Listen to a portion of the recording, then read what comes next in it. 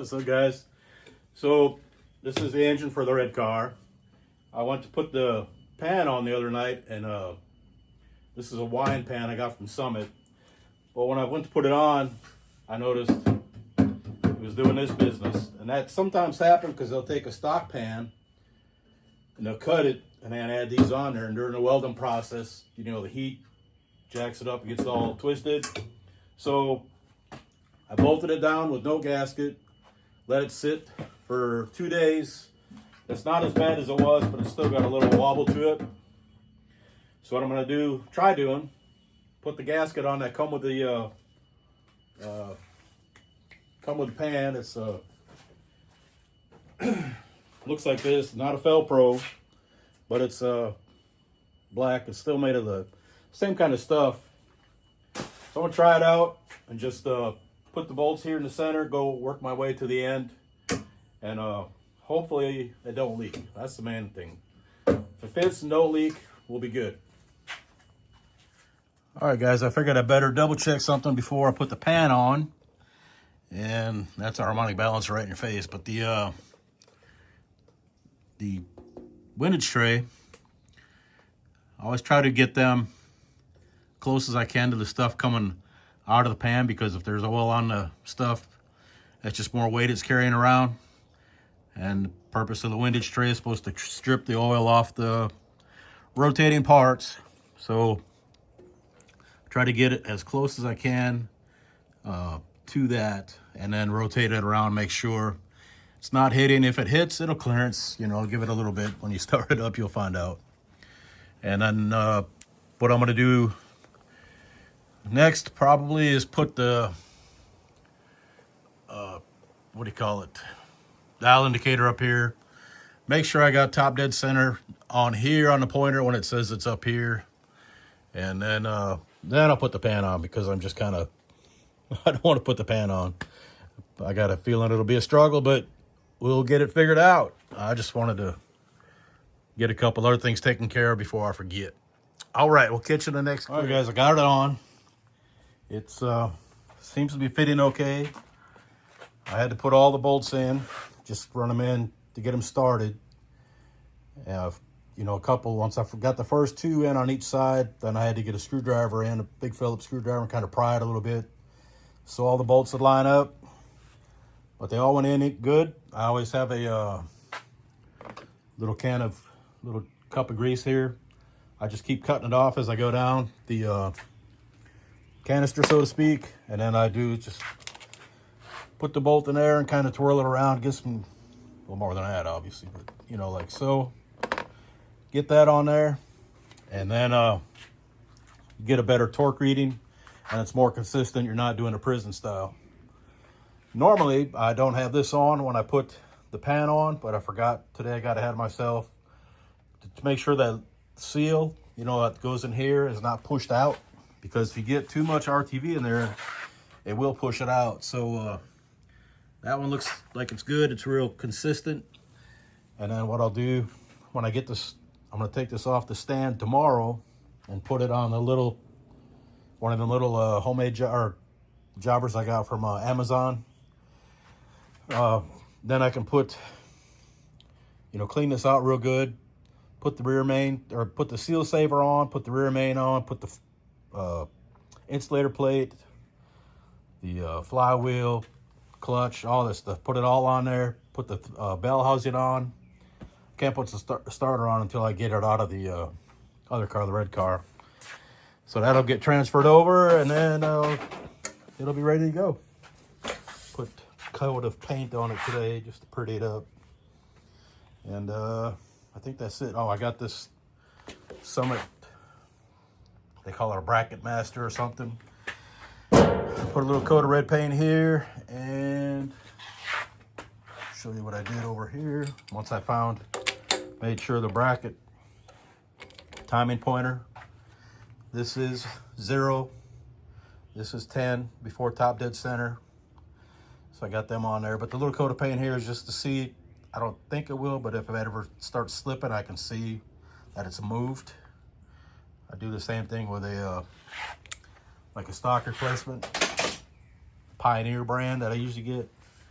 I wanted to step up a little bit. I might try to turn this higher. It's got a big enough cam. It's funny, the cam in this is 230, 236, and that's just about what the one in the 347 is too. But this one's probably going to sound a little meaner because it's small engine, small head, so you got to make up for it with a cam. And the intention is, provided the engine is decent, so I can run it, is to get it. We're having our dyno up in Crestview on the 26th. On the 26th of April. I don't know if I've mentioned that before. I try to stand this up a little bit so I can blabber and not have you rattling around. So, yeah, 26th of April at Johnny's up in Crestview, Florida. If you don't know where that's at, you want to be there, look it up, Adams Automotive in Crestview, Florida. It's easy to find. If you found this subpar channel, I'm sure you can find that too. So tomorrow, I'll start working on we'll put this one on the ground first. Try to do some cleaning in the morning because this place is starting to make my teeth itch a little bit when I walk in here. And I got some little tubs so I can start organizing some of the bolts and screws. We'll work on that tomorrow too. And we'll have more then, I'm sure. All right, appreciate y'all later. All right, guys, going to wrap this up here real quick.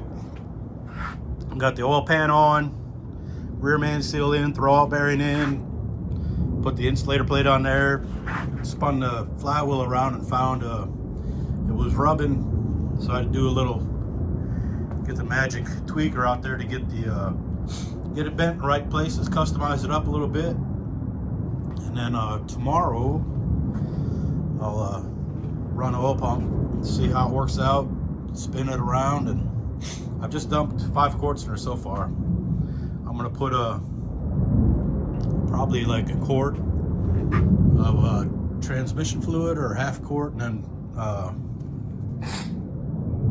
what do you call it, some Marble Mystery Oil, because it's been, I don't know how long it's been sitting and it looks a little funky inside. I cleaned it out as best I could, but I want to get this stuff circulated, make sure I ain't got no leaks. The valves are at the machine shop. The exhaust valves, I think I mentioned before, they had to be turned down. I had them turned down to 1.55. They were a 1.6 Chevrolet valve, so that the what do you call it? So the valve size would be right, because the tip was too long on the 1.4 Ferrara valves I had. So to match the AFR 190 intake valves, I had to get them cut. And this is the clutch. This is from Rock Auto. That's the number. It's rumored to be the same as the King Cobra or Cobra clutch, one of the two. You see my fancy flywheel holder while I torque the bolts. So that's an XTR flywheel from eBay. It says it's 12 pounds in the ad. It's 13 by my scale. Aluminum flywheel with a steel center. And I think that's about it. Nothing else peculiar about this. Still a lot of funk coming out of the rings. So hopefully that cleans up and it don't smoke like Trojan horse. I think that's about it. So yeah, we'll get this stuff put on, and then we'll have more the rest of the week. I started on the LTD LX motor this morning, so we can get that wrapped up this week also. We're still waiting on the heads for it too. We're waiting on the valves, because they did kind of boogered something up at the machine shop. All right, we'll catch you in the next one. Appreciate y'all. Later. So I got to switch views. I don't know why this phone won't let you do it on the fly. But anyway, so that's what I did Sunday. Trying to get some of that stuff organized a little bit, all the bolts and nuts and doodads. Get them like off of piles and buckets I had over here. I still got a ways to go, as you can see, but I'm making progress. It's something to do in the early morning before I start making any noise on stuff. The other thing was, this is the old tank from the truck, the rear tank, the Lightning. That's what was in there. That's why I decided to get a new one.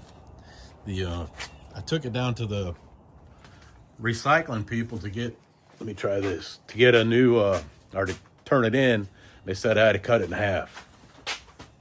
All right. I mean, it's, it's been aired out for about a month, so they wouldn't take it unless I cut it in half. So now it's cut in half. So I got other stuff to take there. I keep all the scraps, all the metal pieces. So all that goes, all that goes to the scrap yard, and we'll turn it in, probably get like $15 for it or something like that. Anyway, appreciate y'all. Later.